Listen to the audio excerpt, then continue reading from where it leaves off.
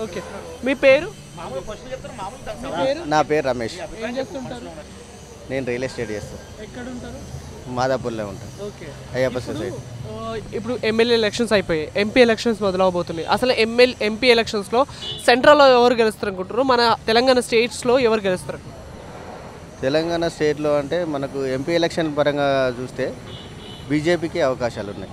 తెలంగాణ స్టేట్లో కూడా ఎన్ని గెలుస్తారు అనుకుంటారు? బీజేపీ పరంగానే ఎక్కువ వస్తాయి. కాంగ్రెస్ బీజేపీ రెండే ఉంటాయి. బీఆర్ఎస్కి మాత్రం ఒకటి రెండే ఉంటాయి. నాకు స్పష్టంగా చెప్పగలుగుతాను. బీఆర్ఎస్ అనే పేరే మారాలి, టీఆర్ఎస్ఏ కావాలి. వాస్తవాన్ని వాళ్ళు అప్పుడు అయితేనే ఏమన్నా పబ్లిక్లోకి పోగలుగుతారు.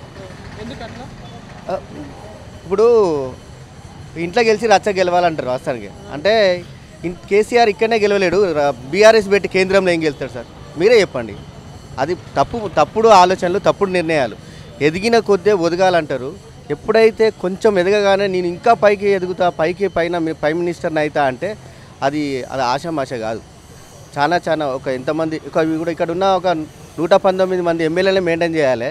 కానీ సెంట్రల్లో 545 మందిని మెయింటైన్ చేయాలి ఎంపీ స్థానాలు. మామూలు విషయం కాదు.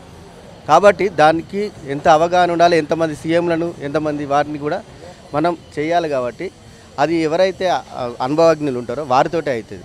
కాబట్టి మళ్ళీ పోతే కొన్ని సిద్ధాంతాల ప్రకారంగా కూడా బీజేపీ చిన్న రకరకాలుగా కాశ్మీర్ 370 కానీ, అయోధ్య కానీ, మన కాశీ ధామ్ కానీ ఇలాంటి కొన్ని నిర్ణయాత్మకమైనటువంటి అసాధ్యమైనటువంటి సాధ్యాలను కూడా చేసింది.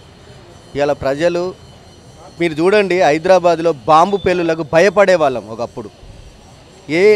ఇప్పుడు ఏ గవర్నమెంట్లో జరిగినాయి, ఏ గవర్నమెంట్లో అలాంటి సంఘటనలు మనం దురదృష్టకరమైన సంఘటనలు చూస్తలేము అంటే కారణం ఏంటంటే అలాంటివి జరగకూడదు. ఎవరమైనా అంతే.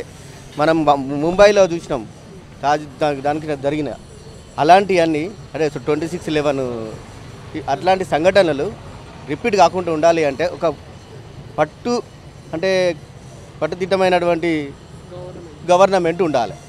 ఏ డిపార్ట్మెంట్నైనా అవినీతి లేకుండా ఒక నిబంధనలతోటి పాలన ఉంటే అప్పుడు ఎవరైనా పక్క రాష్ట్రాల వల్ల, పక్క దేశాల వల్ల అయినా కూడా మనకు ఏం చేస్తారంటే మన దగ్గరికి రావాలన్నా, అడుగు పెట్టాలన్నా భయపడతారు. ఇప్పుడు ఆర్థిక వ్యవస్థలో చూడండి, ఎప్పటి నుండి చూసినా కూడా 3వ స్థానంలో ఉన్నాం మనం. ప్రపంచ ఆర్థిక వ్యవస్థలతో పోటీ పడుతున్నా ఇప్పటికీ యథావిధిగా 3rd స్థానంలోనే ఉన్నాం. అలాంటి అన్ని సాహోపేత నిర్ణయాల వలన ఈ విధంగా ఉన్నాం. కాబట్టి దానికి కూడా మనం ఏంటంటే బీజేపీ అనేది నా వ్యక్తిగత నిర్ణయంతో చెప్పగలుగుతున్నా. అందరి దృష్టిలో ఒక రకమైన అభిప్రాయాలు ఉంటాయి. కానీ నా ఉద్దేశం ఏంటంటే ఇక్కడ బీజేపీ ప్లస్ కాంగ్రెస్ రెండు కూడా ఎంపీ స్థానాల్లో పంచుకుంటాయి.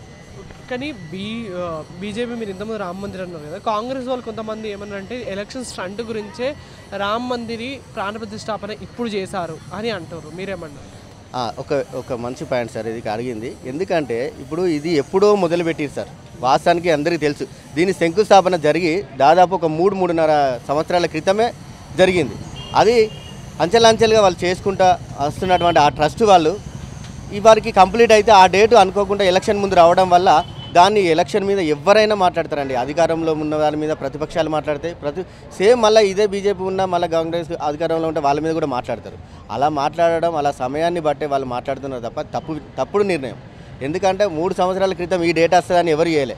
అది ఇంత తొందరగా కూడా మనకు కంప్లీట్ అవుతుందని అనుకోలేదు. అన్ఎక్స్పెక్టెడ్ వల్ల ఆ రాముని దయ ఉండడం వల్ల కంప్లీట్ అయింది. ఆ సమయాన్ని కంప్లీట్ అవ్వడం వల్ల చేసారు. ఇప్పుడు అట్లా అనుకుంటే జోడో యాత్ర చేస్తున్నాడు రాహుల్ గాంధీ గారు. మనం అంటున్నామా ఈ ఎలక్షన్ల కోసమే చేస్తున్నాడా? 5 ఏళ్ళు లేదు, మరి ఇప్పుడు ఎలక్షన్ టైం ఉందని చేస్తున్నాడు అంటాం జనరల్గా ఎవరైనా. కానీ అలాంటివి కాకుండా ఎప్పుడైనా వాళ్ళ ప్రభుత్వాలను, వాళ్ళ ఉనికిని కాపాడుకోవాలంటే ఇలాంటి ర్యాలీలు చేయాలి. ఇలాంటి కొన్ని వాళ్ళు చేసుకుంటూ ఉంటేనే మా గవర్నమెంట్ యొక్క పబ్లిక్లో జనాలు కానీ ఏదైనా కానీ మా పార్టీ ఉంది, ఈ పార్టీ ఉండాలి అనే ఉద్దేశంతో ఉంటారు. ఓకే. ఒకవేళ కాంగ్రెస్ పార్లమెంట్ ఎలక్షన్స్ గెలిస్తే పిఎం అయ్యే అధికారం ఎవరికి ఉందంటారా? రాహుల్ గాంధీకి ఉందంటారా, తర్వాత లేకపోతే వేరే వారికి ఉందంటారా? ఇప్పుడు కాంగ్రెస్లో పిఎం గురించి చెప్పాలనుకుంటే వాళ్ళు ఒక కూటమి అంటే కలిసి నిర్ణయించుకొనే ఎవరో ఒకరు వాళ్ళ కుటుంబం నుండే చేయాలని అయితే కాదండి.